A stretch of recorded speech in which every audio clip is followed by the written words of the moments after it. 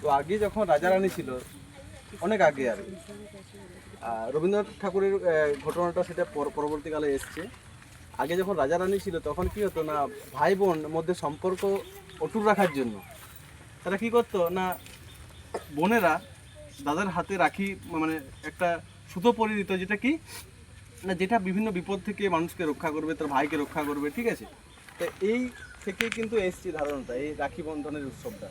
পরবর্তীকালে 1905 সালে, 1905 সালে তো আচ্ছা, রবীন্দ্রনাথ ঠাকুর তোমরা জানো তো, সবাই জানো তো। রবীন্দ্রনাথ ঠাকুর তখন 1905 সালে যখন ব্রিটিশরা যখন শাসন করছে, তখন তারা কি চাইছিল, তারা চাইছিল যে বাংলাকে ভাগ করে দেবে। তারা চাইছিল যে যে ঐক্য আছে, মানে যে একতা আছে, সেটা ভাগ করে দেওয়ার চেষ্টা করছিল। কাদের মধ্যে? হিন্দু, মুসলিম, আরও যে বিভিন্ন সম্প্রদায় আছে বা বিভিন্ন যে জাতি আছে, তাদের মধ্যে একটা ভাঙন ধরানোর চেষ্টা করছিল। ঠিক সেই মুহূর্তে কি করেছিল না, রবীন্দ্রনাথ ঠাকুর একটা তখন বিশেষ উদ্যোগ চালু করেছিল। কারণ রবীন্দ্রনাথ ঠাকুর তো শুধুমাত্র লেখক, কবি, সাহিত্যিক থাকেনি, সে একজন ছিল কি না, দার্শনিক ছিল। সে খুব গভীরভাবে চিন্তা করতো। তখন তিনি কি করলেন, তখন তিনি একটা উৎসব চালু করলেন। কি উৎসব? কি উৎসব সেটা? রাখি বন্ধন। এটা কিন্তু শুধুমাত্র ভাই বোনদের মধ্যে ছিল না, এটা কিছু ছিল হিন্দু, মুসলিম, বিভিন্ন সম্প্রদায়, ঠিক আছে, সকলের সমাজের সকলের সমানভাবে কিন্তু অংশগ্রহণ করতো, ঠিক আছে।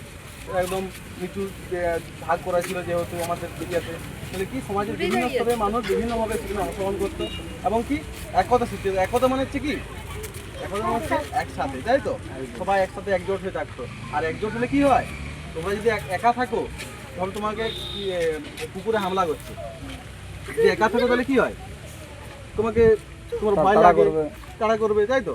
কিন্তু যখন আমরা একটা জোট বেঁধে থাকি তখন কি হয়, তখন আমরা মোকাবেলা করতে পারি। তার জন্য রবীন্দ্রনাথ ঠাকুর কি করেছিল, যে একতাটাকে বন্ধন দেওয়ার জন্য, ঠিক আছে, সম্পর্ক সুস্থাপনের জন্য রাখি বন্ধন উৎসব চালু করেছিল। যে আমরা কি শিখলাম, যে রাখি শুধুমাত্র কি ভাই বোনের শুধুমাত্র নয়, রাখি হচ্ছে কি আমাদের সবার উৎসব, তাই তো।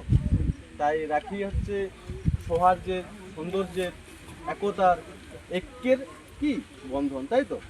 তাই তোমাদেরকেও কিন্তু এই রাখি বন্ধনে একটা প্রতিজ্ঞা নিতে হবে, কি তোমরাও সমাজের বিভিন্ন শ্রেণীর যখন বড় হবে বিভিন্ন শ্রেণীর মানুষের পাশে থাকবে, তাই তো, সবাইকে হেল্প করবে, সাহায্য করবে। যারা পিছিয়ে পড়ছে দেখছো চোখের সামনে কিছু খারাপ কাজ করলে তোমরা প্রতিবাদ করবে, তোমরা একতা সৃষ্টি করবে, বন্ধন সৃষ্টি করবে, এটাই তোমাদের লক্ষ্য। আর আমরা চাই, আমরা সমাজকর্ম বিভাগের সমস্ত ছাত্রছাত্রীরা আছি, আমরা চাই তোমরা অনেক দূর এগোতে হবে, তোমাদের অনেক দূর যেতে